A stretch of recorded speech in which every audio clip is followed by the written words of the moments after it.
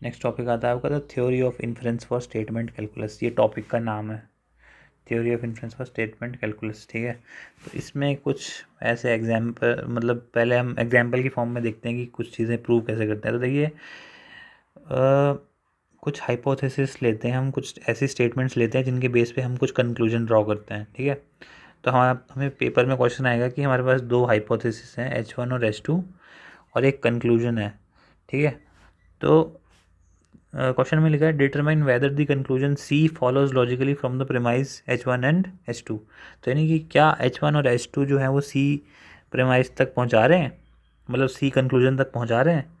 तो देखिए इसको लिखने के लिए ना हमें इसका ट्रूथ टेबल बनाना पड़ेगा, और ट्रूथ टेबल ऐसा बनाना पड़ेगा जिसमें ये तीनों टर्म्स आ जाएं। ठीक है, तो कितने वेरिएबल हैं इसमें? P और Q दो ही वेरिएबल हैं। तो देखिए P और Q दो वेरिएबल हैं इसमें। तो अब और तीसरा है P एरो Q। ठीक है, तो ये मैंने आपको इसका सिंपल ट्रूथ टेबल बना लीजिए, ये कर लिया। और जब हाइपोथेसिस ट्रू और कंक्लूजन फॉल्स हो तभी ये फॉल्स होता है, बाकी टाइम पे ये ट्रू होता है। ठीक है, और अब देखिए H1 क्या है? P एरो Q, यानी कि ये जो चीज़ है ना ये H1 है, और H2 क्या है? P। ये चीज़ हमारे पास H2 है। तो क्या H1 और H2 जब ट्रू हैं तो क्या C, दिस इज C, तो क्या जब H1 और H2 ट्रू है तो C भी उस वक्त ट्रू है कि नहीं? देखिए H1 और H2 कब ट्रू हैं, H1 और H2 कब एक साथ ट्रू हैं? तो देखिए इस केस में H1 और H2 ट्रू हैं एक साथ। ठीक है, तो क्या जब ये दोनों ट्रू हैं किसी केस में तो उस केस में कंक्लूजन C भी ट्रू है? जी बिल्कुल ट्रू है। तो इसलिए हम यहाँ पे लिखेंगे कि therefore the conclusion C follows from H1 and H2। बस ये प्रूव करना था हमें कि H1 और H2 से कैसी कंक्लूजन डिराइव हो रहा है। और हाँ डिराइव हो रहा है, क्यों? क्योंकि जब ये दोनों ट्रू थे तो उस वक्त ये भी ट्रू था। ठीक है, तो अब देखते हैं सेकंड क्वेश्चन। सेकंड क्वेश्चन है कि भाई अब हमें इसका ट्रूथ टेबल की फॉर्म में लिखना है इसको। तो देखिए सबसे पहले हम P लिखेंगे, फिर Q लिखेंगे, फिर P एरो Q लिखेंगे, और देखिए नॉट P भी है यहाँ पे। तो 0 0 0 1 1 0 1 1। P एरो Q कब फॉल्स होता है? जब हाइपोथेसिस ट्रू और कंक्लूजन फॉल्स हो, बाकी टाइम पे ये ट्रू होता है।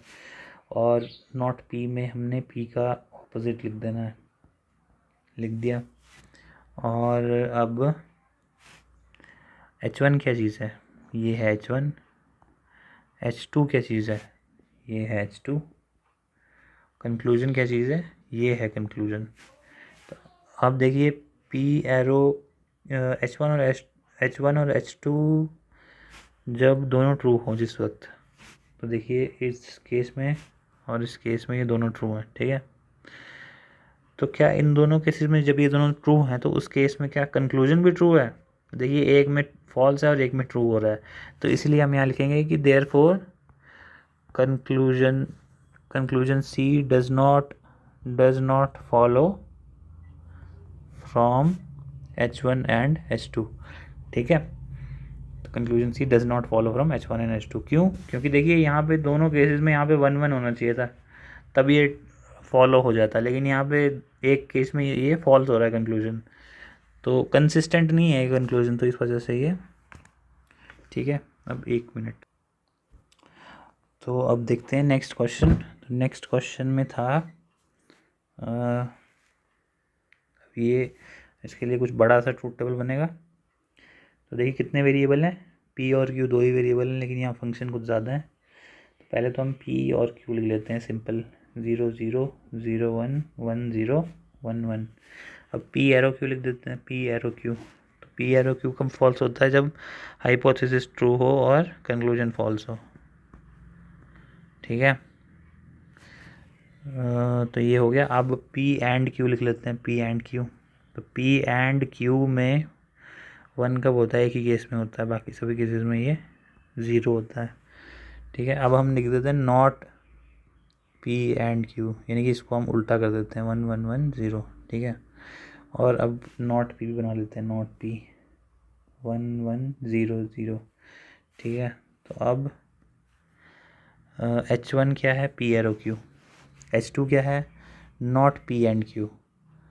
तो अब देखिए, और सी कंक्लूजन क्या है, नॉट पी।